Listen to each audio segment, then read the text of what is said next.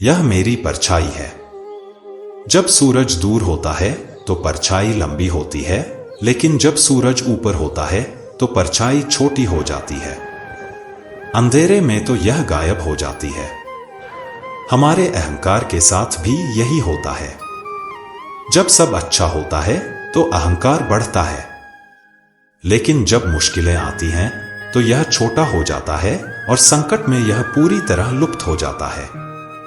इसलिए संकट का इंतजार करने की बजाय हमें अपने अहंकार को बढ़ने नहीं देना चाहिए। हमें समझना चाहिए कि मैं अच्छा हूं, लेकिन सिर्फ मैं ही नहीं, यह सोच गलत है। इस सोच से हम गिरते हैं।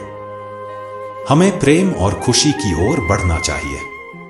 जब हम विष शब्द सुनते हैं तो मन में कई डरावनी कल्पनाएं आती हैं। लोग अलग अलग विषयों का नाम लेते हैं, लेकिन असली खतरा वह होता है जो कानों में भर जाता है।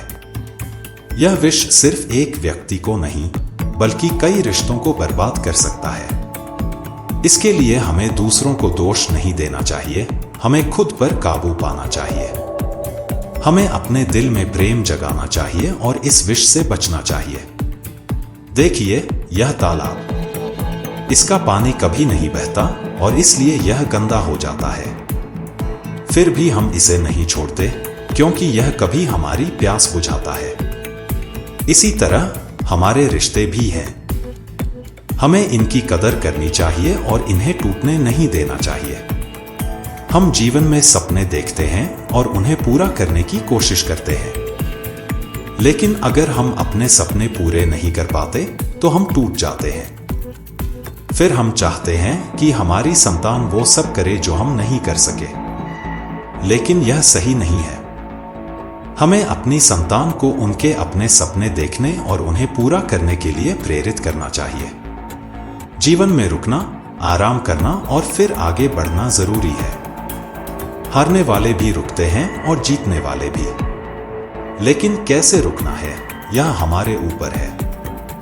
हमें थकावट से नहीं रुकना चाहिए, बल्कि एक लक्ष्य पर पहुंचकर रुकना चाहिए।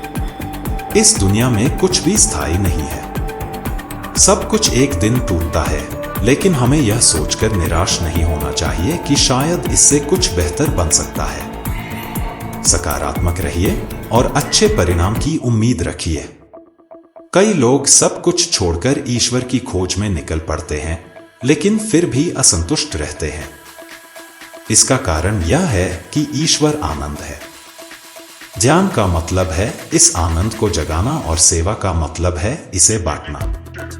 अगर हम अपने मन में आनंद जगाते हैं और इसे बांटते हैं तो हम ईश्वर का अनुभव करेंगे।